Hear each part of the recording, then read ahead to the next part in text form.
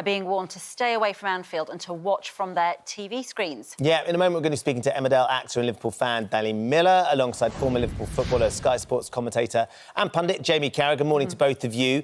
Before that, though, let's chat to the Deputy Mayor of Liverpool, Wendy Simon. Good morning, Wendy. Good morning. So, needless to say, and we've been contacted by lots of Liverpool fans this morning explaining how they're going to be doing their best to celebrate at home, much as they would love to be there. But there is a real concern, isn't there, I'd imagine within the city and in the further reaching regions, that actually lots of Liverpool fans will descend on Anfield. I think we've been clear with our messages to all of the fans and anyone in and around Anfield to stay away from the ground, to celebrate at home that amazing achievement with their family and their own social bubble now that that's been extended.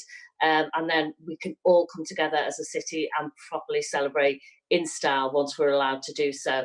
I think people do realise, particularly with recent spikes in the northwest and elsewhere in the country, that this is a real threat. And certainly the message from everybody is, you know, use those social distancing measures, stay away from the ground and really listen to what the manager, the captain, the rest of the team and everyone else is saying, and really have a great celebration when we can. Wendy, will there be things put in place to stop fans going down there? What precautions are you taking? I mean, certainly for every match day, there's a match day routine, certainly with the local authority, the police and other partners, and that will be put in place. And of course, people will, you know, be asked to go away from the ground when they arrive, etc.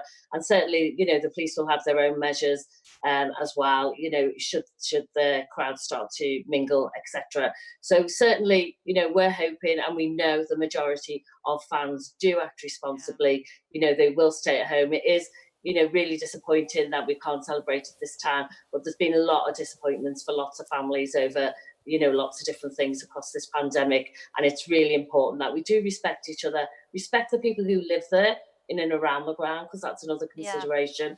And certainly, you know, celebrate when we can in style. And it's interesting, isn't it, when the pubs were allowed to reopen, it was a surprise that actually sporting events were allowed to be shown, but each pub had to decide whether that event would encourage, you know, more people to come in and stand around together. So are you going to be allowing the pubs around Liverpool to be showing this game tonight?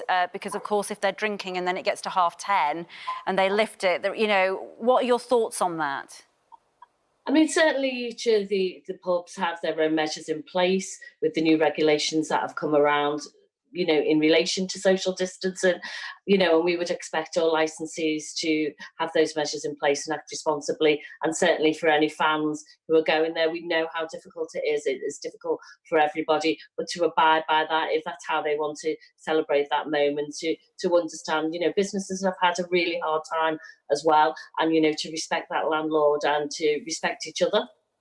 Yeah, let's speak to Danny, because, Danny, you're a Liverpool fan. You've been waiting a very, very long time for this moment. How are you feeling about them lifting the trophy later?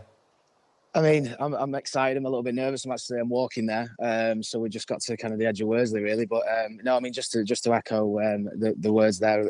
I mean, absolutely. You know, I've never said for 1 minute I'm going anywhere near the stadium. I'm going to completely and utterly kind of abide by the government guidelines and go off the police safety and the way that the police there are going to sort of police however they see fit. So absolutely, you know, we're going to Anfield and we'll get sort of as close as we're feasibly allowed, and then we have a separate place to watch it with you know, completely socially distant and staying safe, which is massively important just as much as the walk is. So yeah, I'm nervous and excited, but I just want to get there now. So yeah, I bet you do. But how much have you raised now? And just explain what it's for. Of course, it's for a bereavement charity that you've started. Yeah, it's a charity that a friend of mine and I set up back in 2011. We co-founded it. It's a Manchester-based charity, but we support families all over the northwest, and we support families that are going kind of through the bereavement process. And we've recently, last year, just opened our first Sidley house, and that's kind of the place where our families go to sort of go through the bereavement process, and it allows the kids to sort of, you know, really express their emotions there in a fun and a safe environment, and helps the family kind of start to begin life with the loss of the loved one. Wow. And obviously during you know, the pandemic, we've lost a lot of money, so I'm doing this as a means of as getting us back on track in Yeah. some sort of road to recovery. Combining the two things you're very passionate about, it's how far is the walk and how many more miles have you got to get to Liverpool? Because you need to be there by 10:30 or hopefully before kick-off. I know, hopefully, as I say, as safe as we possibly can. And we're doing 40 miles. We've done about 13 already. So we're kind of on the way, but yeah, we're looking forward to getting back on the track, to be honest, because we're excited, you know. So got to get there. Let's come to Jamie. Jamie, great to have you with us this morning. It is a momentous day for the city. It's a momentous day for the club, and we know the fans are all very excited. As a former player that had so many amazing moments with your team, but sadly never the one that you really wanted, on top of that, which was lifting the Premier League trophy. How are you feeling about that moment later on this evening? Yeah, I'm delighted for the club and the supporters, you know, more than anything. I mean, obviously, it's a different set of players now who are involved, not really my so-called teammates. But as I said, it's been a long time waiting, and this team has been a special team and a special manager, and deservedly winning the Premier League. You see the gap between them and the biggest rivals at the moment. So credit to them. And just unfortunate for them, as I said, supporters couldn't enjoy it with them, and maybe they couldn't celebrate it as much. But I'm sure there'll be a time and a place. What does it mean to you and all the little ones who, for them, anybody who's in their 30s now will have grown up waiting and waiting and waiting, and you have all this new generation of kids for whom this is their first big moment of the club. Just it makes an enormous impact, doesn't it, on the supporters and their families and the next generation of fans.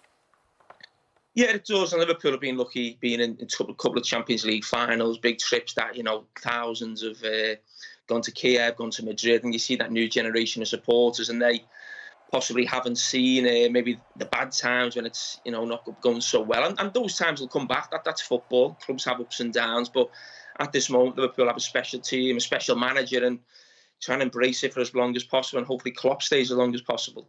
Where do you think Jurgen Klopp sits? I mean, it's his first league title for him, of course, but where does he sit alongside some of those great managers, Jamie, that you've had in the past? I think he's right up there alongside them. I think, well, maybe not quite alongside them. There are some legendary managers who've won so much and almost built the club. You think of Bill Shankly and Bob Paisley. I don't think it'd be easy for any manager to ever replicate or even go above them, really, because they started what is Liverpool of today. But there's no doubt this manager is very close behind him, and certainly the most successful and possibly best manager of the modern era, shall we say. He's a very intuitive man, isn't he? There is something very interesting about when he speaks, and it doesn't matter what emotion he's going through, he's able to express it very well. I think, is it that really? He's an incredible communicator, isn't he? He is. He's got a special way with words. That's I think, his big strength, communication. Sometimes when he goes on, you're not quite sure where it's going, but he always come out with a funny line.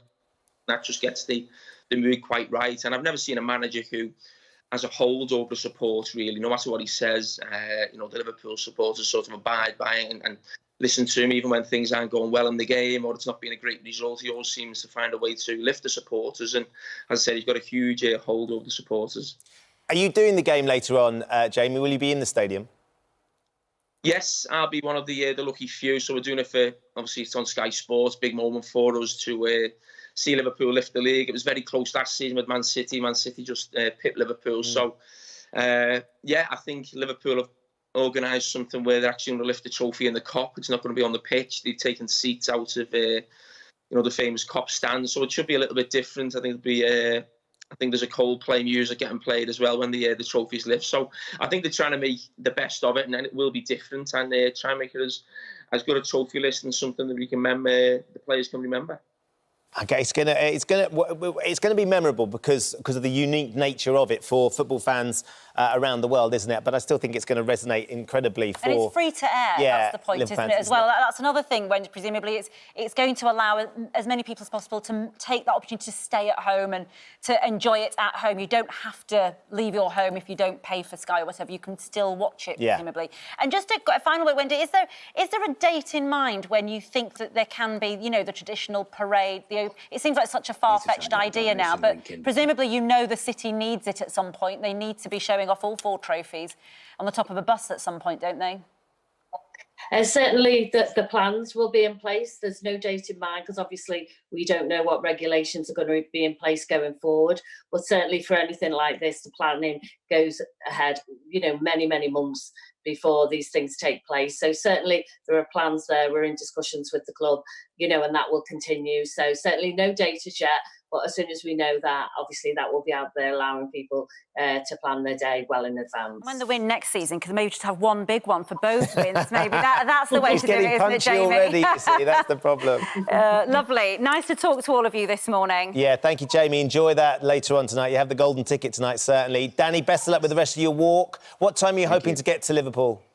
Yeah, we're hoping to get there around 6:30. But yeah, just if you can get there and donate for us, it'd be amazing. On Just Giving or on my social medias, that'd be amazing. Thank you very much. Or onceuponsmile.org.uk. Sorry, shameless plug. That's all right. You got it in. Don't worry. We don't mind that at all. It's a cracking cause.